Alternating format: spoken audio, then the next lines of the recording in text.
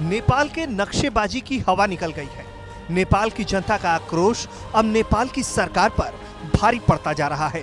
पहली खबर तो ये है कि नेपाल की सरकार की अव्यवस्था के कारण लोगों का गुस्सा फूटा है और लोग सड़कों पर हैं। ये भयानक तस्वीरें नेपाल की हैं। कोरोना वायरस नियंत्रण में पूरी तरह से असफल नेपाल सरकार के खिलाफ जनता ने प्रधानमंत्री निवास का घेराव किया और जमकर प्रदर्शन किया। अब एक और खबर जो नेपाल की नक्शेबाजी की हकीकत को बताती है। नेपाल के कुछ हिस्सों को अपना होने का दावा करते हुए नेपाल सरकार ने जो नक्शेबाजी का पैतरा दिखाया था, उसकी हवा सरकार के ही फैसले से निकल गई है। नेपाल की कैबिनेट ने एक फैसला किया जिसमें भारत के जिन भूभाग पर वो दावा कर रहा है उसका प्रमाण संकलन के लिए 9 लोगों की एक कमेटी का गठन किया गया है। नेपाल सरकार के प्रवक्ता युवराज खतिवड़ा ने कैबिनेट बैठक का फैसला सुनाते हुए पत्रकार सम्मेलन में कहा कि सरकार ने भारत के साथ सीमा विवाद पर ठोस प्रमाण और दस्तावेज जुटाने के लिए 9 सदस्यों वाली एक्सपर्ट टीम का गठन किया है। लेकिन सरकार के इस फैसले पर कूटनीतिक मामलों के जानकार हैरानी में हैं।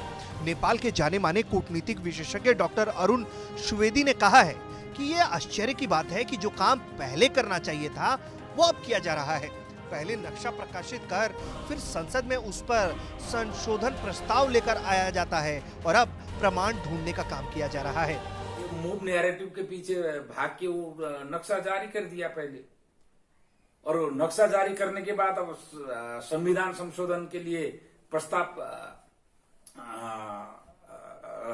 दर्ता हुआ है संसद में, और उसके बाद विज्ञ समूह का गठन हुआ है। इसको व्यतिक्रम ही कह सकते हैं, और क्या कहना। पहले विज्ञ समूह चाहिए था, पहले उसके ऊपर जो भी इन्वेस्टिगेशन और जो भी काम करना, जो भी उसके सबूत इकट्ठा करना होता, उसको इकट्ठा करना चाहिए था। लेकिन पहले नक्शा जारी कर दिया, उसके बाद पार्लियामेंट में संविधान संशोधन के लिए प्रस्ताव लेके आया, और उसके बाद तो एविडेंस इकट्ठा, प्रमाण इकट्ठा करने के लिए विज्ञ समूह का गठन किया जा रहा है। तो इस सरकार की कार्यशैली और ये तौर तरीका से हम जैसे लोग अचंभित जरूर हैं। सरकार के इस फैसले से एक बात तो तय है कि नेपाल अब तक भारत के जिन हिस्सों पर दावा कर रहा था उसका ठोस प्रमाण या दस्तावेज उसके पास नहीं है। यानी कि नेपाल अब तक जो नक्शेबाजी का दावा कर रहा था वो बिना किसी सबूत या प्रमाण के था। नेपाल की ओली सरकार के इस फैसले से उसे कई सवालों के घेरे में डाल दिया है। जब नेपाल के पास जमीन का दस्तावेज ही नहीं तो उसने नक्शा निकालने में इतनी जल्दबाजी क्यों की? बिना प्रमाण और दस्तावेज के नेपाल ने किसके उकसाहट पर ये हरकत की है?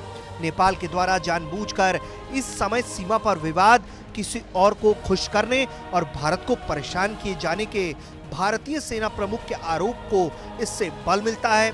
क्या ओली सरकार ने अपनी नाकामी, आंतरिक कला और डगमगाते सत्ता को बचाने के लिए ये कदम उठाया था? सुजीत झा, भारत तक।